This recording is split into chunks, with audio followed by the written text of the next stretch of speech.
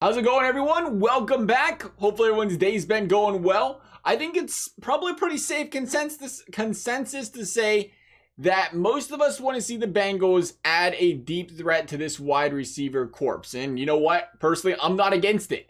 I love the idea, actually. I'd rather see it be more of a deep threat specialist, though, rather than being one that's going to be, really pricey in free agency or really pricey in the draft. I'd rather see them spend, a lesser amount of capital in that area to get the job done. But let's get hypothetical here for a second and say it's just a yes or no question. Do the Bengals need to improve at the position in order for Joe Burrow to turn this offense into, say, a top 5 pass attack in the league? First of all, let's dive into this bad boy. Mike Thomas, man. Mike Thomas. In 8 games under Joe Burrow, 13 of 17 targets caught last season, 132 yards, a 76.5% catch rate. In 6 games without Joe Burrow, he had 0 catches on 4 targets. A simple math here, but we'll say just in case. That's a 0 on the catch rate there. This is a man who had 10 catches over the course of 4 years with the Los Angeles Rams.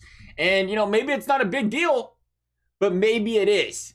Because seeing a guy like Mike Thomas come up here in his 5th year and, hold value to this team, it tells you a lot about Joe Burrow. And that is the fact that this guy elevates those around him. Mike Thomas being a perfect example of that right there. The elite quarterbacks, the Hall of Fame QBs in this league, they don't need 2 number ones. They don't need 3 number 1 wideouts on a team to be successful. Heck, I'll never forget the years when Peyton Manning was working teams with Austin Collie and Pierre Garçon out wide. Heck, I love Julian Edelman, but look what Tom Brady was doing at the Patriots there for a while with Julian Edelman, who's just a really good short slot route type of receiver or slot receiver there for the Patriots. Look what he's done with those guys. Burrow was on pace to throw for 4,700 yards last season. Keep that in mind. 4,700 yards. Now, granted, the Bengals, they had to throw the football a lot. End of the day, though, yards are yards. I mean, there's a lot of teams that have the same exact situation. That's why they rack up the yards as a quarterback. And that's with Higgins on a rookie year. Higgins, who, by the way, I still think this next coming year has got 1,200 yards easily written all over him if him and Burrow both stay healthy. This guy's going to be a stud in this league, and he proved that in his first year. Tyler Boyd, one of the best short yardage slot receivers in the league. You throw on, the Drew Sample, the CJ Usama, both had their roles on this team when healthy. When teams left them open, Burrow found them.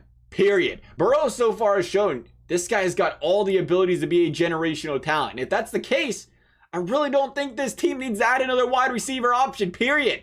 Again, Boyd, Higgins, and I know we talk about this all the time, and I still really do believe there's a special spot in this lineup for Auden Tate. That's 3 uniquely gifted, talented wideouts, and more than enough for Joe Burrow to go to work, I think. And it's one of those things I think we'll really get to see that in full force if he can get some consistent time to throw the football. This man's special. And everything he's saying right now to me is this. I got it, fellas. Don't worry about adding more weapons out wide. Worry about some other positions on this team. I can handle what we got here. We're going to be successful in the pass department. Don't worry about it. That's our thoughts on Joe Burrow and adding a wide receiver to this team, though.